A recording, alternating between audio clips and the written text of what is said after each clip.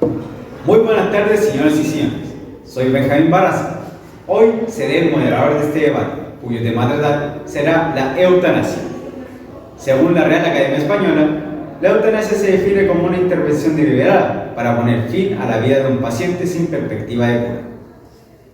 El uso de esta práctica se data desde las sociedades greco-romanas, donde se utilizaba para acabar con la vida de enfermos en un acto de piedad ante la agonía y sufrimiento. Pero en la Edad Media y la llegada del cristianismo se condenó esta práctica por las diferencias morales que ésta presentaba. Muchos siglos desde eso, en el año 2002, los Países Bajos serían los primeros en legalizar el uso médico de la eutanasia. Posteriormente, muchos países se sumarían a esta lista, como España, Bélgica, Luxemburgo, Canadá, Nueva Zelanda y Holanda, siendo 7 países en total.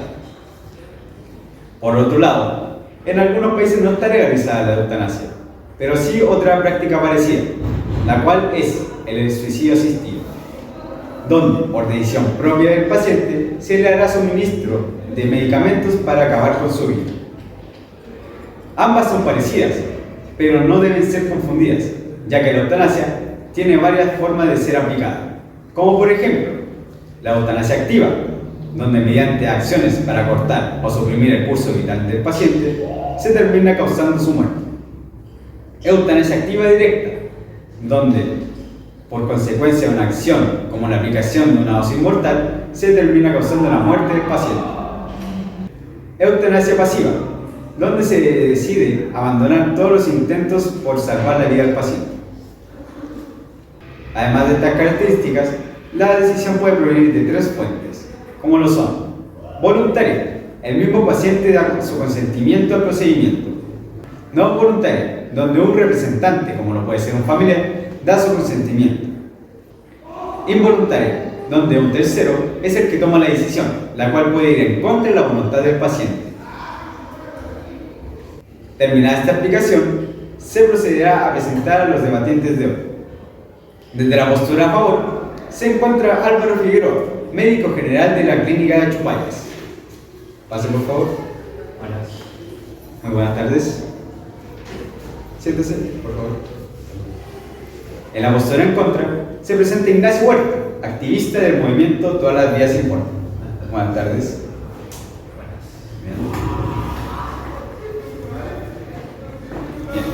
Para que ambas posturas sean respetadas y tengan un trato justo, se establecerán las siguientes reglas. Número 1. Respetar el turno y tiempo de habla, el cual será de 2 minutos.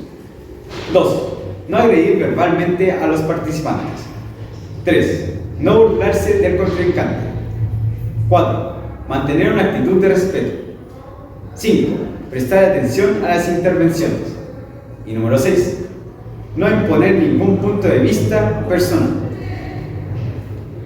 Dejando esto claro, damos paso al debate entre ambas posturas, escuchando primero los argumentos de la postura a favor y posteriormente los de la postura en contra. Primera pregunta: ¿qué opinan sobre la eutanasia en general?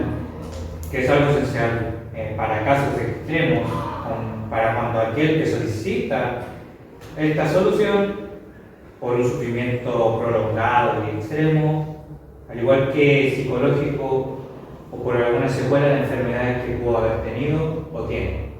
Bien. Señor Huerta. Opino que la eutanasia legal dice a la sociedad que hay vidas que valen menos, ya que mantenerlos vivos cuesta dinero y esfuerzo. Y da a entender que muertos son mejores para todos, y así el derecho a morir se convierte más que nada en un deber. También considero que es un tanto innecesario, ya que actualmente existen un sinnúmero de fármacos para controlar el dolor, sin tener que quitarse la vida. Y es verdad que muchos de estos fármacos son inaccesibles para muchos grupos de personas, pero en vez de legalizar la eutanasia, se debería de facilitar el acceso a estos medicamentos. Muy bien. Segunda pregunta: ¿qué opinan sobre la legalización de la eutanasia en Chile, señor Figueroa? Que será un bien mayor para el país y para las personas que sufren de una forma extrema en hospitales, como los casos de los jóvenes que pueden sufrir cáncer terminales en Estados Unidos o en cualquier otra parte del mundo, que básicamente tienen que viajar para poder tener esa práctica y que lo puedan atender y darle una muerte digna. Bien. Señor Huerta. Bueno, con la eutanasia legalizada, habría menos probabilidades de que se invierta dinero y recursos en cuidados paliativos y otros campos que afecten al final de la vida.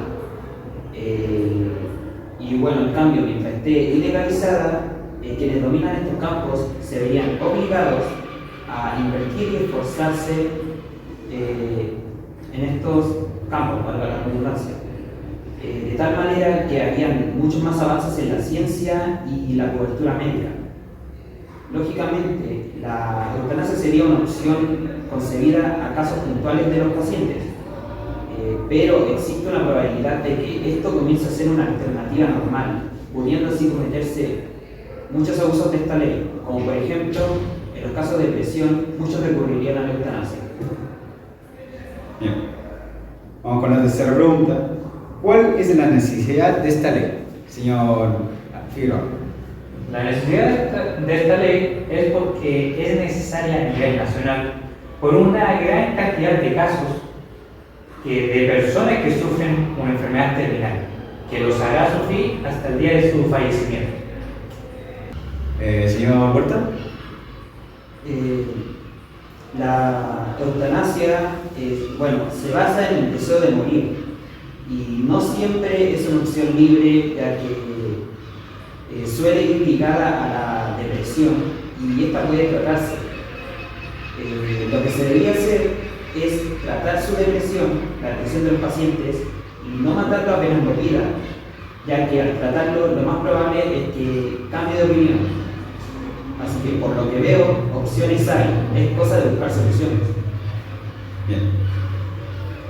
Cuarta pregunta. ¿Cuáles serían los beneficios y perjuicios de esta práctica, señor Figueroa?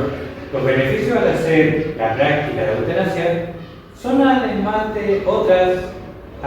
de determinar el sufrimiento de una persona.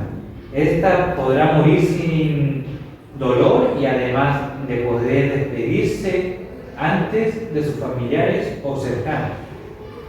Muy bien. Señor Huerta. Existe una probabilidad de que se aplique eutanasia a pacientes que realmente no lo desean por negligencia médica. Y la muerte es algo tan grave e irreversible que esto termina siendo algo bastante arriesgado, el tema de legalizar la eutanasia.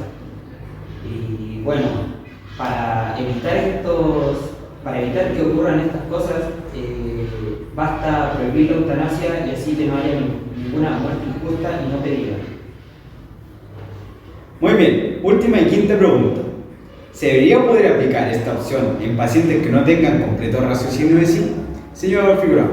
Pues no, ya que se debería de hacer solo si ya no hay una mejora mental del paciente o pacientes, pero su condición debería ser extrema, con traumas o de accidentes físicas, psicológicas o incluso sexuales.